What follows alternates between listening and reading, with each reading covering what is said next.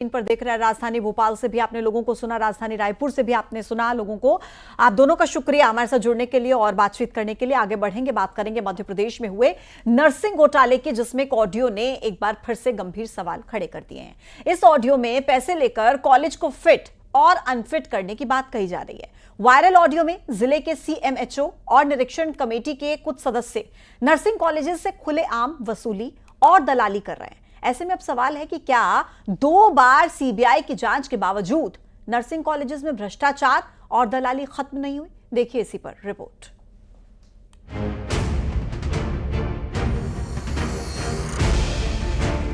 मध्य प्रदेश के बहुचर्चित nursing college महाघोटाले में 2 बार सीबीआई जांच के बाद भी ग्वालियर से एक और बड़ा खुलासा सामने आया।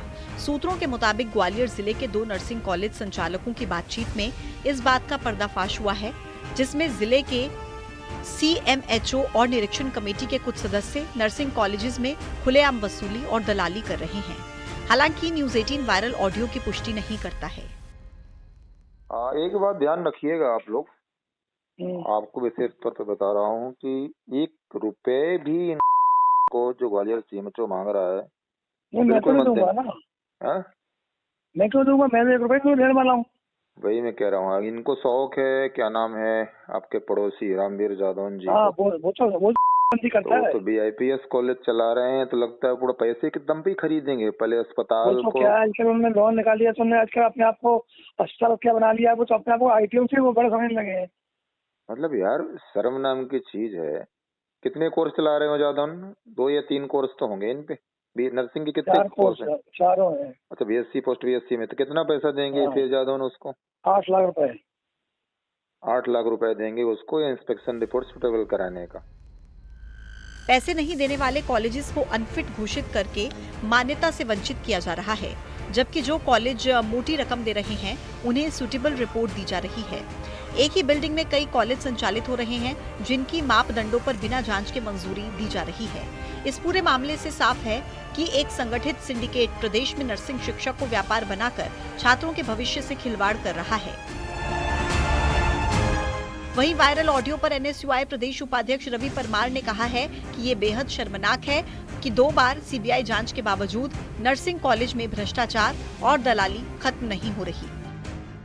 टीम कॉलेजों की रिपोर्ट सुटेबल करने के लिए लाखों रुपए की मांग कर रही है रिश्वत के तौर पर, और जिस तरह से देखा जा रहा है कि सीएमएचओ के माध्यम से पूरी रिश्वत ली जा रही है। और एक ऑडियो वायरल हो रहा है, उसमें साफ है कि कॉलेज संचालकों को से लगातार जो फर्जी कॉलेज है उनको मान्यता देने के लिए रिश्वत लेकर उनको मान्यता देने का काम किया जा रहा है। हमने सरकार से मांग की, हमने मुख्य सचिव को पहले भी पत्र लिखा था और हम पुनः मांग कर रहे हैं कि उस निरीक्षण कमेटी को तत्काल भंग किया जाए और उनके सदस्यों पर तत्काल कार्रवाई की जाए।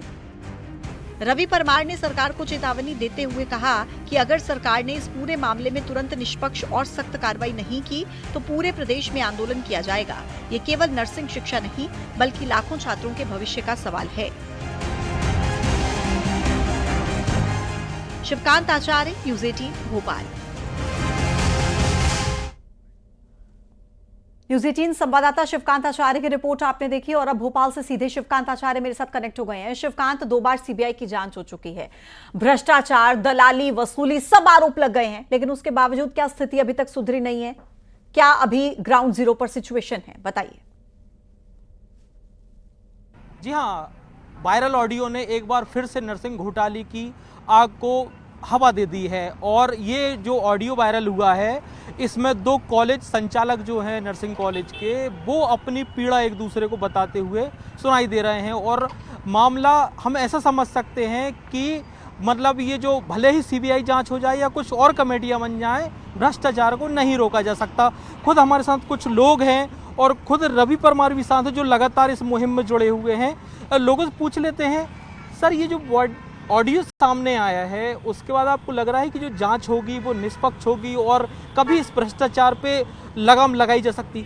देखिए, इतनी बड़ी मध्य प्रदेश में जांच हुई, 2 बार सीबीआई ने मध्य प्रदेश के कॉलेजों की जांच की, लेकिन इस जांच से मध्य प्रदेश के फर्जी नर्सिंग कॉलेजों को कोई फर्क नहीं पड़ा। आज भी मध्य प्रदेश में फर्जी नर्सिंग संचालित हो रहे।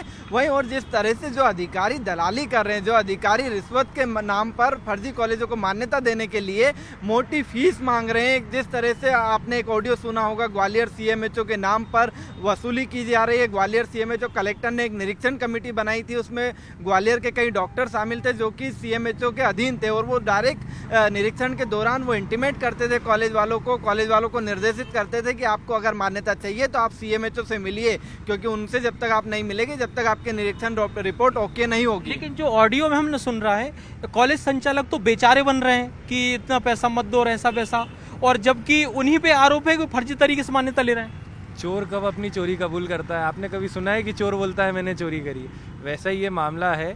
सारे संचालक अपनी कमियों को छुपाने के लिए, मान्यता लेने के लिए पैसा देते हैं, और वो चाहते हैं कि ये प्रथा चलती रहे ताकि उनको किसी प्रकार की सुविधाएं आगे जाके मुहैया ना करानी पड़े। अच्छा, ऑडियो जो सामने आया है, अब आपको लग रहा है इस पे भी जांच होगी, और जांच होगी तो निष्पक्ष होगी, और जो भी आरोपी होंगे कथित तौर पे जिस सीएमएचओ का नाम आ रहा है उनसे पूछताछ होगी? देखिए, जांच की तो बोल सकते हैं कि हाँ जांच होगी, लेकिन उसमें निष्पक्ष होगी इसकी गारंटी नहीं ले सकते, क्योंकि आप देख रहे हैं कम से कम 4-5 साल से निरंतर नर्सिंग के और मेडिकल के मामले आते जा रहे हैं। कितने पे निष्पक्ष जांच हुई है? आप तो पुराने जो जितने भी मामले हैं उनको उठा के देख लीजिए, किस पे निष्पक्ष जांच हुई है। सब अधिकारी से लेके पूरे नेतागण पूरे मतलब इसमें अटैच हैं पूरे लोग, तो अपन किससे उम्मीद रख लें कि इस पर निष्पक्ष जाँच होगी? बहुत बड़ी आप बात कर रहे हैं, आशंका जता रहे हैं कि निष्पक्ष जांच की उम्मीद नहीं है, लेकिन फिर ऐसा क्या करे, सरकार करे, अधिकारी करें, ताकि आप सबको, आम जनता को भरोसा हो जाए? देखिए, इसका सीधा सीधा निराकरण ये कर सकती है सरकार अगर चाहे तो, कि जो एजेंसी में अधिकारी हैं उन पर भी एक कमेटी बैठा करके जिससे कि वो निष्पक्ष रूप से जांच कर पाएँ, क्योंकि इसमें 2 बार जो है सीबीआई जांच बैठा चुकी है, उसके बाद भी निष्पक्ष तरीके से जांच नहीं हो पा रही है। अगर खुद पॉलिटिशियन जो है, जो सत्ताधारी पार्टी के, उनके लोग जो है उनको जो है सपोर्ट करेंगे, बैकएंड सपोर्ट करेंगे, तो किस तरह से ये मुमकिन हो सकता है। इसलिए ज़रूरत ये है कि जो अधिकारी हैं उनकी पहले बैक हिस्ट्री चेक की जाए, और उसके बाद जो है उन पे एक कमेटी गठन करके उन पे भी जांच करी जाए। जिन 2 संचालकों का नाम उसमें आ रहा है, जो ऑडियो में है, लगता है उन दोनों से बात हो तो और ज़्यादा खुलासा हो सकता है। देखिए, कहीं न कहीं एक बड़ा घोटाला है, और ये लंबे समय से चलता आ रहा है मध्य प्रदेश में, और ये भाजपा की सरकार में इस घोटाले ने जन्म लिया था, और भाजपा की सरकार इस घोटाले को आगे बढ़ा रही है। जिस तरह से हम देख रहे हैं कि 2 संचालक हैं जो आपस में बात कर रहे हैं, तो कहीं न कहीं उनके पास लेन देन के साक्ष्य भी होंगे। जो भ्रष्टाचार के लिए मोटी रकम मांगी जा रही है, उसके लिए हमने मुख्य सचिव से भी मांग की थी कि एक उच्च स्तरीय न्यायिक जांच कमेटी बनाई जाए, उससे पूरे इस घोटाले की और ऑडियो की और पूरी जांच कराई जाए, जिससे कि सामने आए कि किस तरह से मध्य प्रदेश नर्सिंग काउंसिल में घोटाला चल रहा है। सबसे बड़ी बात यह है कि उस घोटाले पर अंकुश लगाने के लिए मध्य प्रदेश सरकार द्वारा कोई ऐसा कदम नहीं उठाया जा रहा जिससे कि उस घोटाले पर अंकुश लग सके। अभी तक नर्सिंग घोटाले में एक भी दोषी के ऊपर कोई कार्रवाई नहीं की मध्य प्रदेश सरकार ने। आरोप पत्र जारी किए, नोटिस जारी किए, कारण बताओ, लेकिन फिर उसके बाद वो फाइलें दफन हो गई, और वो फाइल आज तक नहीं मिल रही मध्य प्रदेश शासन को। तो आखिर इनको निलंबित क्यों नहीं किया? सैकड़ों पटवारी, सैकड़ों डिप्टी कलेक्टर अगर निलंबित ही कर देंगे, उठाए जा रहे हैं शिवकांत लोगों की तरफ से नर्सिंग कॉलेज महाघोटाले में बहुत बड़ा